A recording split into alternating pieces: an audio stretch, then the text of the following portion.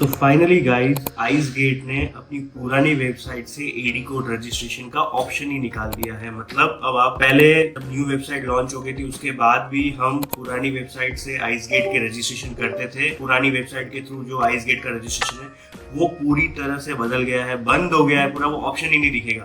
तो अभी आपको किसी भी हालत में न्यू वेबसाइट के थ्रू ही रजिस्ट्रेशन करना होगा। क्या क्या चेंजेस है उसमें, क्या क्या अच्छी बातें हैं, क्या क्या चीजों के लिए बुरी बातें हैं, वो सब आपके लिए लेके आया हूँ। अच्छी बात यह है कि अभी आपको ई संचित का यूज करने की जरूरत नहीं है। जैसे ही आप न्यू पोर्टल पे डॉक्यूमेंट सबमिट करोगे आपका IRN ऑटोमेटिकली जनरेट होगा और सिर्फ आप OTP के थ्रू सबमिट कर सकते हो। बुरी बात क्या है? तो एक बुरी बात ये है इसमें, क्योंकि अभी 2.0 है, वो न्यू वेबसाइट है, तो उसमें बहुत सारे बग्स आ रहे हैं। इशू ये आ रहा है कि एक बार आप जैसे ही एडी कोड के लिए अप्लाई कर दोगे तो जो एडी कोड के अप्लाई करने के बाद में आपकी स्क्रीन पे शो ही नहीं करेगा कि आपने एडी कोड के लिए अप्लाई कर दिया है। उससे आपको बहुत दिक्कत का सामना करना पड़ेगा। आप वापस फोन करोगे कस्टमर केयर में, बोलोगे सर मैंने एडी कोड रजिस्टर किया है। तो उसके लिए मैं आपको यही बोलना चाहूंगा कि आपको एक दिन का एटलीस्ट वेट करना होगा। सबमिट करने के बाद में ऑटोमेटिकली वो शो हो जाएगा। इन केस अगर एक दिन के बाद शो नहीं होता है, आपको कस्टमर केयर में कॉल करना है और कॉल करके आपकी पूरी डिटेल उनको बतानी है और वो आपको मेल के थ्रू कंफर्मेशन देंगे कि आपने जो एडी कोड न्यू वेबसाइट के थ्रू एप्लीकेशन डाला है वो अप्रूव हो गया है, रिजेक्ट हो गया है या उसके लिए कुछ क्लेरिफिकेशन बाकी है एंड ऑल दैट। तो ये सब चीजें क्लियर होके आ गई है।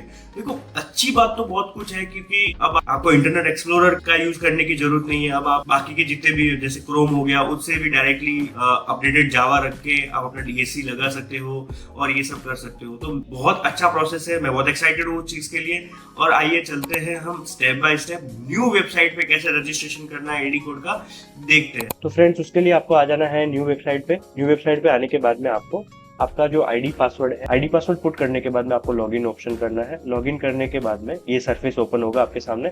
आपको आपकी माय प्रोफाइल में आपकी प्रोफाइल पे आना है। यहाँ पे सीधा आपको बैंक अकाउंट ऑप्शन जो दिख रहा है स्क्रीन पे, बैंक अकाउंट को चूज करना है। Foreign remittance account AD code आपको ओके करना है और यहाँ पे आपको सीधा न्यू बैंक पे ओके करना है। उसके बाद में आपको बैंक नेम, आपका बैंक जो है वो आपका बैंक ऐड करना है। मेन चीज यहाँ पे जानना, ब्रांच के लिए बहुत सारी ब्रांच होगी, सेलेक्ट कैसे करनी है। तो आपका जो बैंक अकाउंट है उसका आप पिन कोड जो है उसके एड्रेस का, बैंक के एड्रेस का या ब्रांच के एड्रेस का जो पिन कोड है वो आपको सेलेक्ट करना है। जैसे ही वो पिन कोड सेलेक्ट करोगे और उस पिन कोड के एड्रेस के अंदर से आप चेक के ऊपर या जो एडी कोड बैंक ने दिया उसके अंदर जो ब्रांच का एड्रेस है उसको मैच करना है। जैसे मैं यहाँ पे स्क्रीन पे कर पा रहा हूँ, मैंने यहाँ पे पिन कोड लिखा है। जैसे पिन कोड लिखा, मेरा जो एडी कोड के हिसाब से मैंने ये एड्रेस आ गया। ऑटोमेटिकली एडी कोड यहाँ पे रिफ्लेक्ट हो जाएगा। यहाँ पे मुझे बैंक अकाउंट नंबर डालना है। मेरे एडी कोड जो मेरे को बैंक ने इशू किया उसमें बैंक अकाउंट नंबर भी सबसे फर्स्ट नंबर पे होगा। मुझे वो बैंक अकाउंट नंबर यहाँ पे पुट करना है। बैंक अकाउंट नंबर के बाद में मुझे कस्टम लोकेशन, ध्यान रखना ये तभी ही आएगी जब आपके न्यू वेबसाइट पे आप कस्टम लोकेशन ऑलरेडी ऐड कर चुके हो। उसके लिए मैं वीडियो डालने वाला हूँ बहुत जल्दी।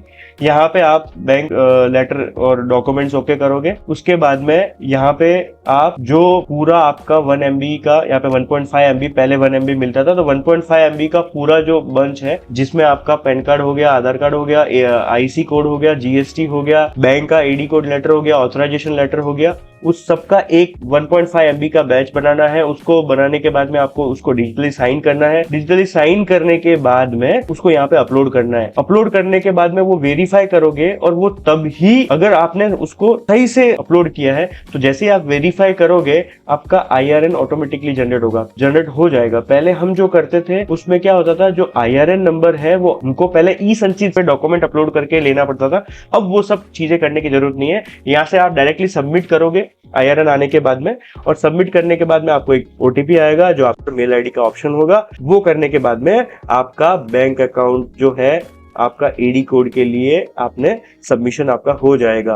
हो सकता है ये नई वेबसाइट है, बहुत जनों को ये इश्यू आ रहा है कि ये करने के बाद में आप जब वापस लॉगिन करके बैंक अकाउंट में जाके एडी कोड ऑप्शन में जाओगे तो वो पेंडिंग का ऑप्शन नहीं दिखेगा। तो आपको एक दिन का वेट करना है, वो ऑटोमेटिकली आपके पोर्टल पे रिफ्लेक्ट हो जाएगा। एक दिन, अगर 24 घंटे के बाद भी अगर आपको रिफ्लेक्ट नहीं होता है तो आपको स्क्रीन पे जो कस्टमर केयर नंबर है 180030101000 उस पर कॉल करना है, अपनी इंफॉर्मेशन शेयर करनी है। वो आपको पूरी डिटेल दे देंगे कि सर ऐड हुआ है, नहीं हुआ है, या आपको कुछ और एडिशनल उसमें कुछ डॉक्यूमेंट की रिक्वायरमेंट है या कहाँ पे आपने गलती की, वो आपको बता देंगे। कुछ और इन्फॉर्मेशन चाहिए या चाहते हो कि आपका एडी कोड या हमारे थ्रू बने तो आप मुझे डायरेक्टली कॉल कर सकते हैं। Thank you so much.